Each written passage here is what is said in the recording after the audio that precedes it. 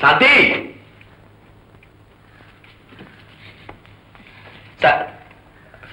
சாந்தி, இன்னைக்கு தேதி என்ன? 10ஆம் தேதி. இன்னைக்கு என்ன விசேஷம்? உங்களுக்கு லெட்டர் வரப்போகுது. நல்லா ஞாபகம் வச்சிருக்கியே. என்னால எப்படி மறக்க முடியும்? என் மேல உனக்கு எவ்வளவு அக்கறை? அது கூட உங்களுக்கு தெரியுதாத்தா? என்ன சாந்தி நீ? ஆமா, போஸ்ட்மேன் ஏன் இன்னைக்கு இவ்வளவு லேட்டு? அவர் வர வேண்டிய நேரத்துக்கு சரியா வந்துடுவாரு. ஏத்தா, நீங்க எனக்கு தெரிஞ்சு எப்போ போஸ்ட்மேன் கிட்ட இருந்து லெட்டர் வாங்கியிருக்கீங்க? ஆமா. போஸ்ட்மேன் வந்த உடனே லெட்டர் வாங்கிட்டு வந்து என்கிட்ட கொடுத்துரு. கீழே அப்பா இருக்காரு, அவருக்கு முன்னால படிக்கிறதுக்கு எனக்கு. சரி, தேங்க்யூ.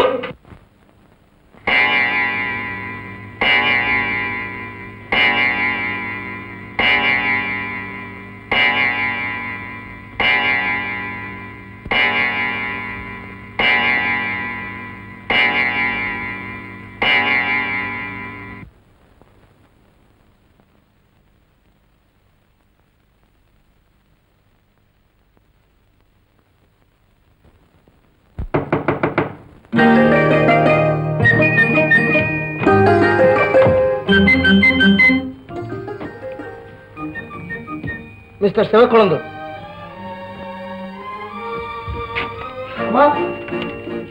இன்னொரு லெட்டர்.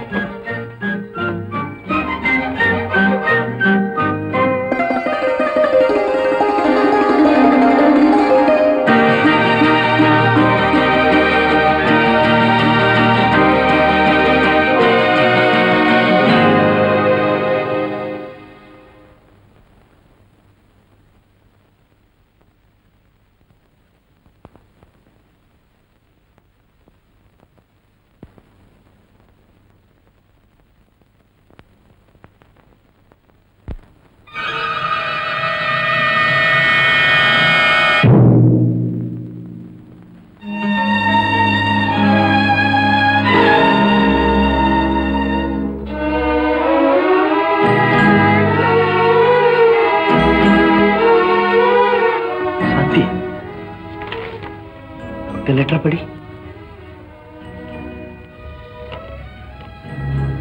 திரு சுந்தர் அவர்களுக்கு இந்த கடிதத்தை எப்படி தொடங்குவது என்றே எனக்கு தெரியவில்லை. நாம் நினைப்பது ஒன்று, தெய்வம் நினைப்பது மற்றொன்றாக இருக்கிறது. எனது அண்ணன் வேறொரு பெரிய இடத்தில் எனக்கு மாப்பிள்ளை பார்த்து முடிவு செய்து வைத்திருந்தார். என்னை வளர்த்து ஆளாக்கி அண்ணனுக்கு எதிராக என்னால் எதுவும் பேச முடியாமல் போய்விட்டது. நல்ல பண வசதியுடைய அவர்கள் என்னை பெண் பார்க்க வந்த போது வேண்டாம் என்று சொல்லிவிட மாட்டார்களா என்று நினைத்தேன். ஆனால் அவ்வளவு செல்வமும் அழகும் படைத்த அவர் இந்த ஏழையிடம் எதை கண்டாரோ தெரியவில்லை, சம்மதம் என்று சொல்லிவிட்டார். நான் கொடுத்து வைத்தது அவ்வளவுதான். என்னை மன்னித்து வேறொரு நல்ல பெண்ணை மணந்து சுகமாக வாழ வேண்டும் என்று கேட்டுக்கொள்கிறேன். இப்படிக்கு அபாகியவதி.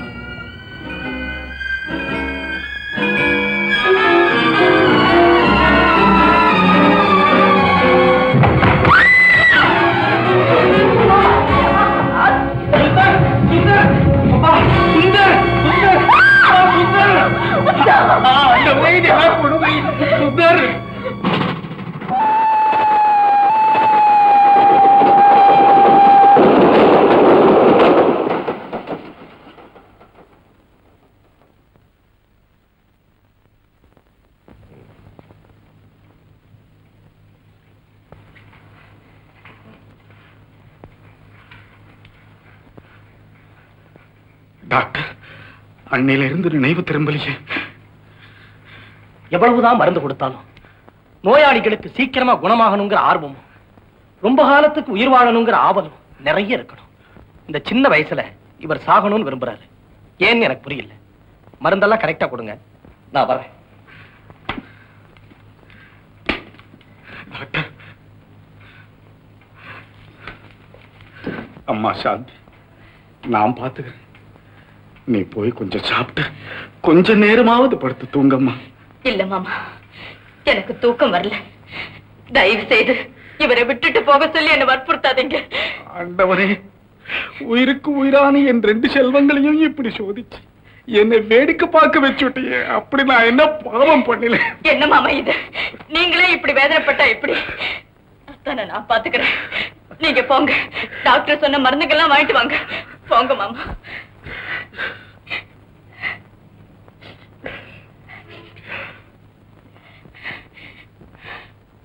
நோயாளிகளுக்கு சீக்கிரமா குணமாகணுங்கிற ஆர்வம், ரொம்ப காலத்துக்கு உயிர் வாழணுங்கிற ஆவலும் நிறைய இருக்கணும். இந்த சின்ன வயசுல இவர் சாகணும்னு விரும்புறார். இந்த சின்ன வயசுல இவர் சாகணும்னு விரும்புறார்.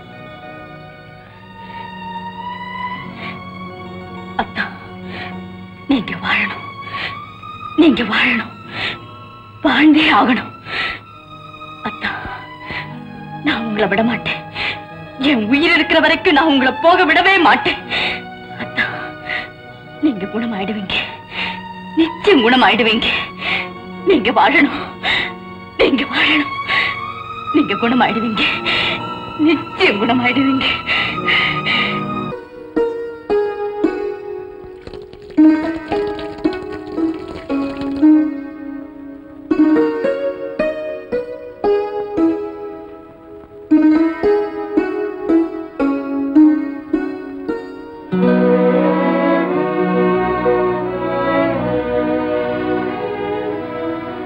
சாந்தி,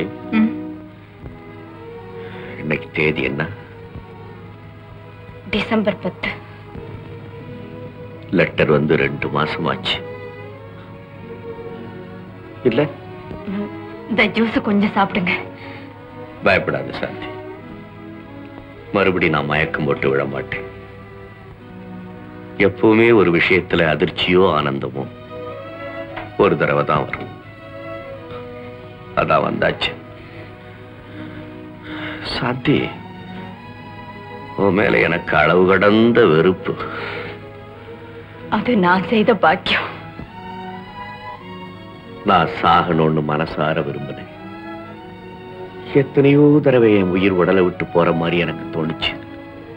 அப்பெல்லாம் ஏதோ ஒரு குரல் என் காதருகே, நீங்க உயிர் வாழணும், வாழ்ந்தே ஆகணும்னு திரும்ப திரும்ப ஒலிச்சுக்கிட்டே இருந்தது.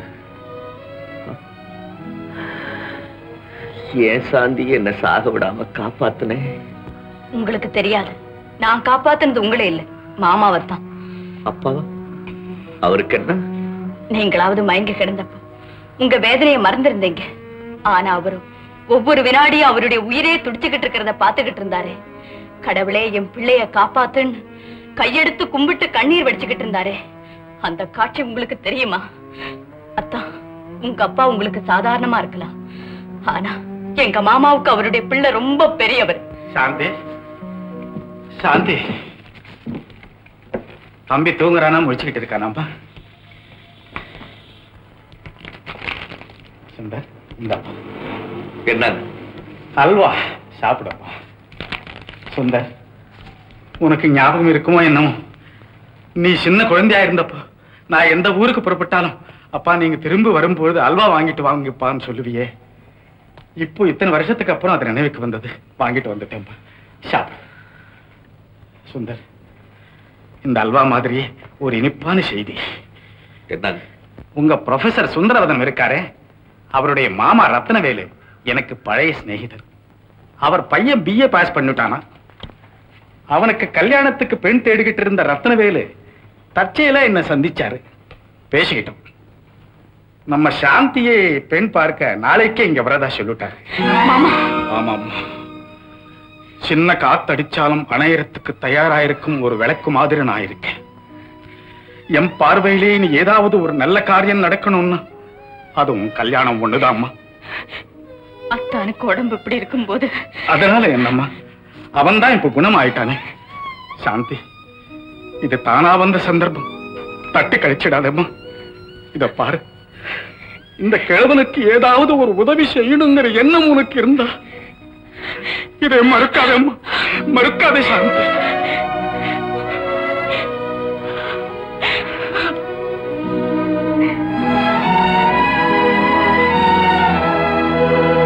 சுந்தர், இனி உன் வாழ்க்கையில நான் குறுக்கிட மாட்டேன்பா. இந்த மாதிரி என்னை தண்டிச்சிடாது. நாம் பட்டது போதும், போதும்.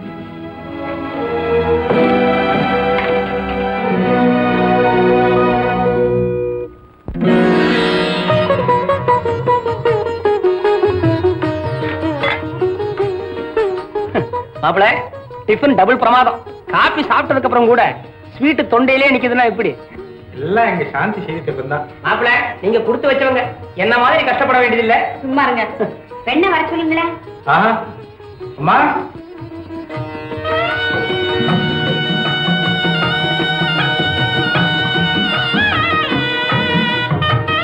ஆமா, எல்லாருக்கும் நமஸ்காரம். இப்படி வந்து நின்னு மொத்தமா எல்லாருக்கும் சேர்த்து ஒரு வாட்டி நமஸ்காரம் பண்ணு, நாங்க பிரிச்சுக்கிறோம்.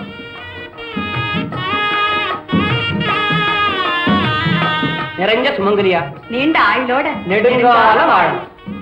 அடடே வீணை. ஆமா வீணை. எங்க சாந்தி அருமையா வீணை வாசிக்கும், அற்புதமா பாடும். அப்படியா? பலே பேஷ். பூங்கோத, நம்ம வாழ்க்கையில நடக்காதது இங்க நடக்கட்டும். அம்மா சாந்தி, ஸ்வீட் கொடுத்த கையோட இந்த வீணை ஸ்வீட்டையும் கூட நாங்கெல்லாம் கேட்டு ரசிக்கிறோம். என்ன மாப்பிள? ஆமா, எனக்கு கூட வீணை வாத்தியம் ரொம்ப பிடிக்கும். வாத்தியம் மட்டும் தானே? சாந்தி, தந்தி எல்லாம் தெரியல மாமா. பரவாயில்லம்மா, சங்கீதத்துல நான் ஒண்ணும் அப்படி மேல இல்ல, ஏதோ ஒரு போதை, அதுலயும் அறகுறை. மத்தவங்க அது கூட கிடையாது. தைரியமா வாசிமா. விரும்பி கேட்கறாங்க, பாடுமா. போய் வீணையை கொண்டுட்டு வா. போ போம்மா.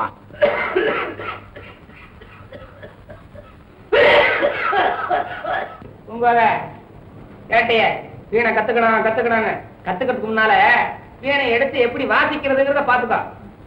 அப்படி எடுத்து வரணும்.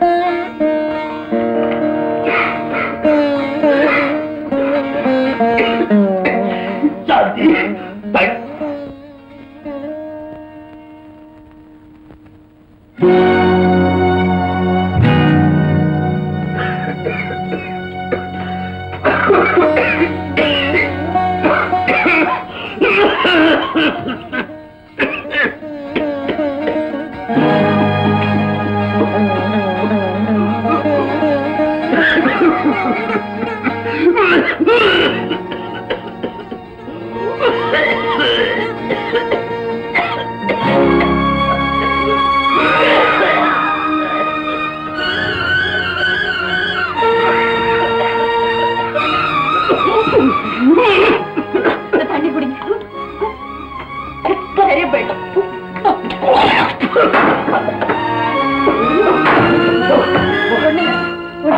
சரியா போயிடும்.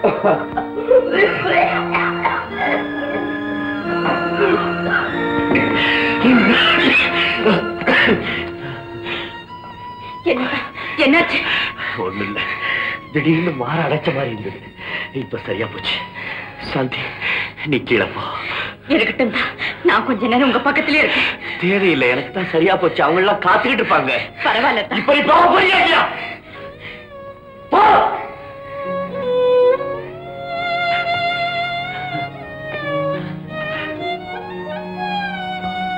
வாத்தியாரையா, பாத்தீங்களா? நாங்க கேள்விப்பட்டது சரியா போச்சு. என்னம்மா அது? என்ன கேள்விப்பட்டீங்க? சுட்டு சொல்லிடுறேன். உங்க புள்ள இந்த பொண்ணுக்கு முறமாப்பிள.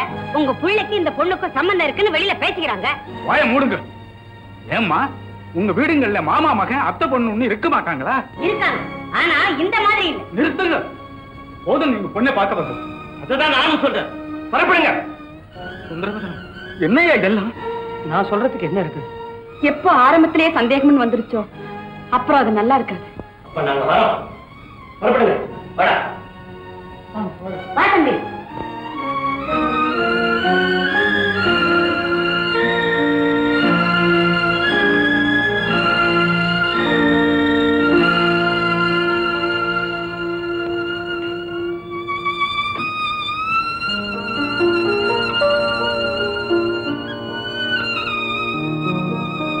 ஏம்மா, இது உனக்கே நல்லா இருக்கா?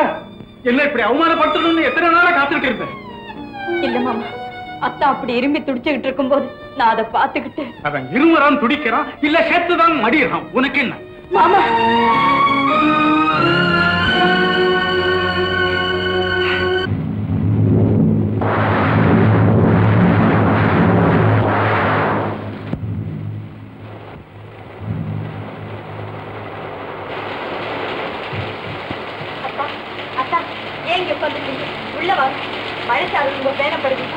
சாந்தி, நல்லா படம். மழைச்சாரல் பட்டாவது என் உள்ளத்துல கொழுந்து விட்டு எரியிற நெருப்பு அணையுமான்னு பாக்குறேன். அணைய மாட்டேங்குது சாந்தி, அணைய மாட்டேங்குது. ஏன் இந்த பிடிவார்? மருந்து சாப்பிட டைம் ஆச்சு, வாங்க. இனிமே உன் கையால எதை கொடுத்தாலும் நான் சாப்பிட மாட்டேன். நீ இந்த ரூமுக்கு வரக்கூடாது. இங்க இருந்து நீ யாரோ நான் யாரோ போவீங்க. உங்களுக்கு என்ன துரோகம் செய்யுங்க? வாங்க. போவீங்க போவீங்க. ஒரே அடியா போயிட்டு திரும்பி வரவே மாட்டேன். உங்களுக்கு தொந்தரவு கொடுக்கவே மாட்டேன். விடுங்க என் கையை. நீங்க யாரு எனக்கு? நீங்க யாரோ நான் யாரோ? 10 மாசத்தை எல்லாம் அறுத்துக்கிட்டு உங்களால வாழ முடியும், என்னால வாழ முடியாது. எனக்கு இந்த வாழ்க்கையே தேவையில்லை. நான் போறேன். சாந்தி, சாந்தி, சாந்தி,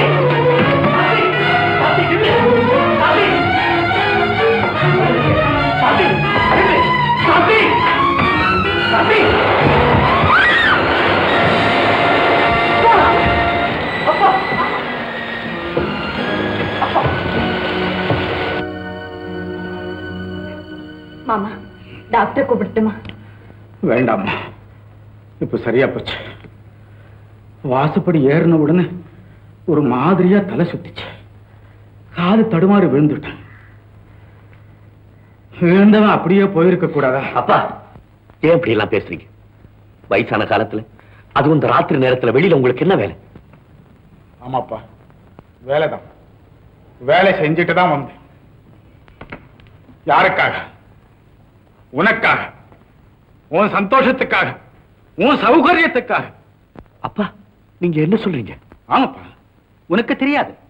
ரிட்டையர்ட் ஆன மறுநாள்ல இருந்து உனக்காகவே மாடு மாதிரி நான் பாடுபடுறேன். பல இடங்கள் பார்ட் டைமா கணக்கு எழுதுறேன்ப்பா, கணக்கு எழுதுறேன். இந்த வயசான காலத்துல எதுக்காக, யாருக்காக நீ வேலை செய்யணும்னு கேக்குறியா?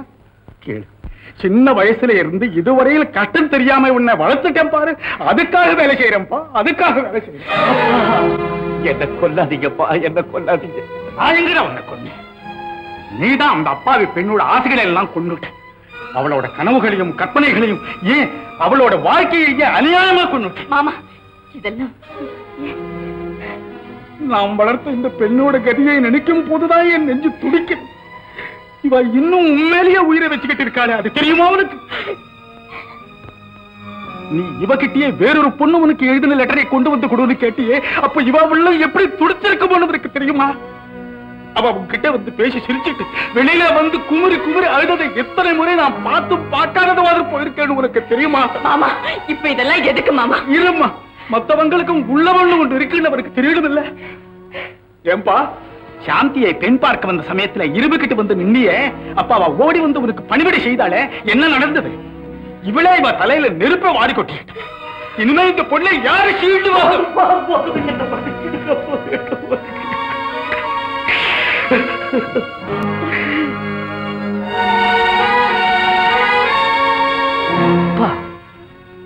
நான் ஒரு முடிவுக்கு வந்துட்டேன். ஆண்டவன் மேல ஆணையா சொல்றேன், சாந்திய நானே கல்யாணம் செய்துக்கிறேன். வேண்டாம், வேண்டாம். உங்க மனசுக்கு விருப்பம் இல்லாத காரியத்தை செய்யாதீங்க. இப்ப ஏன்பா இந்த திடீர் முடிவு? நீ பார்த்த பொண்ணு ஒரு பணக்கார மாப்பிள்ளை கிடைச்ச உடனே உன்னை உதறு தள்ளிட்டாங்க, அதுக்காகவா? ஆனா உனக்குன்னு நான் பார்த்த இந்த பொண்ணே பார்த்தியா? இவளுக்கும் அவளுக்கும் எவ்வளவு வித்தியாசம் இருக்குங்கிறது இப்போது உனக்கு புரியுதா? தனக்காக வாழாம பிறருக்காக வாழ்றதா வாழ்க்கைங்கிறத 2 பேரும் சேர்ந்து எனக்கு உணர்த்திட்டீங்கப்பா. அப்பா, போதும். இதுவரைக்கும் நான் படிச்சது போதும். இனிமே நான் உழைக்க போறேன். இரவும் பகலிய உள்ளத்துல நிறைவு கிடைக்கிற வரைக்கும் நான் உழைக்க போறேன். அப்பா, இதுவரைக்கும் நீங்க எனக்காக செய்த தியாகம் போதும்பா, போதும். சாந்தி, நீ சொல்லு, பல குறைகள் நிறைஞ்ச என்ன உன் கணவனா ஏத்துக்கிறியா? உனக்கு நான் செய்த தவறுக்கெல்லாம் பிராயச்சித்தம் தேட எனக்கு ஒரே ஒரு சந்தர்ப்பம் கொடுக்கிறியா சாந்தி? ஒரே ஒரு சந்தர்ப்பம் கொடுக்கிறியா? என்னத்தா இது? நான் என்னைக்கும் உங்களுக்கே உரியவா? உங்க காலடியில உயிரை விடுறேன். அந்த ஒரு சந்தோஷத்துக்காகவே நான் வாழறேன். இதுல என்ன கேட்க என்ன இருக்கு? நீங்க எதை செய்ய சொன்னாலும் நான் செய்ய தயார். மாமா, நாங்க நல்லா இருக்கணும்னு வாழ்த்துங்க. அம்மா, உன் நல்ல குணத்துக்கு நீ எப்பவும் நல்ல. நீங்க 2 பேரும் நோயற்ற வாழும் குறைவற்ற செல்வமும் மலர்ச்செண்டுகளை போன்ற குழந்தைகளையும் பெற்று நீடூழி வாழணும், நீடூழி வாழணும். முருகா, என் குழந்தைகளுக்கு நல்ல எதிர்காலத்தை